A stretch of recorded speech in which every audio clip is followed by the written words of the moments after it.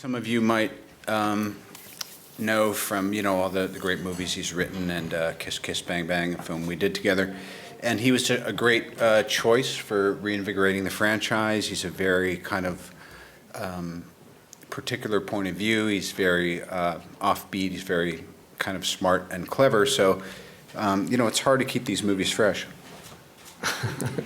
Got that? Yep. And I think people are going to be really pleased with what Shane did with the movie. It was fantastic. I really enjoyed being in the suit, and my son was on set, so he was like, he thought it was the best thing that's ever happened to him in his life. So it was that his pretty mom great. was wearing the Iron Man suit. Yeah. Cool. In fact, we took the kids to see a Justin Bieber concert the other day, and he said, he sort of put it together for the first time. He said, "Mom, if we run into Justin Bieber by accident, he might know that you're in Iron Man." And I was like, he might. It's very valuable. So the suit did a lot for my relationship with my son. I'm wearing the lederhosen today in honor of my mother Elsie's 79th birthday, just yesterday. And she's of German descent. Her surname from this part of the world is Schock. Does that make sense? Schock. Neither? It's real.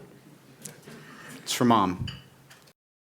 I think it's kind of, for both of us, what Jon Favreau said when the first Iron Man was successful. He said it was because Tony has a relationship, and it's a relationship that, even though it's a genre movie, you could kind of relate to it, and it had some depth. So over the course of the movies, obviously, they haven't broken up. They're getting closer and closer. So as the relationship gets deeper, so sometimes do the issues and the challenges. Well, I mean, I would say Pepper's his greatest strength because he's able to understand that she knows him better than he knows himself. And of course, weakness for any character in a movie or any person is always their own ego. It always has you, make decisions that are advisable not to make. And as usual, Tony, decides to take things into his own hands a little bit. But he's more mature in this film. He still doesn't know what to get his girlfriend for Christmas, but he wants. Well, in the first, Pepper's actually had a really interesting journey over the course of the films because she started off very much as Tony's assistant and caretaker, and she's really involved into a woman with real power and responsibility, and she's really been sort of given the space to step into herself. And this movie's great because now it goes to a physical level. So I've had a lot of fun playing Pepper. I love her, and it's been a great experience for me, especially to watch, to play this whole journey. It's been amazing. I've never been in a movie that was a sequel, let alone, a trilogy, so it's great.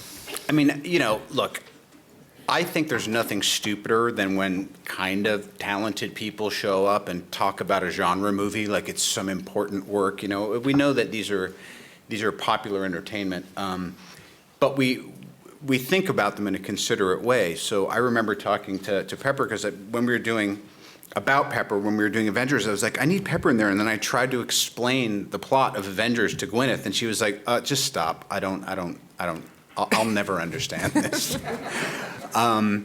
Because it went so far away, as it was supposed to, from Jon Favreau's original vision of the Iron Man movies are based in a reality that seems tangible. You could build this suit. These kinds of things could happen.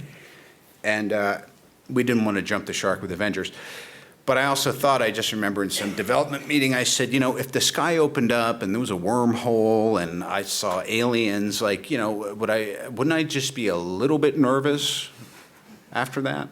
And that kind of led to some of the challenges.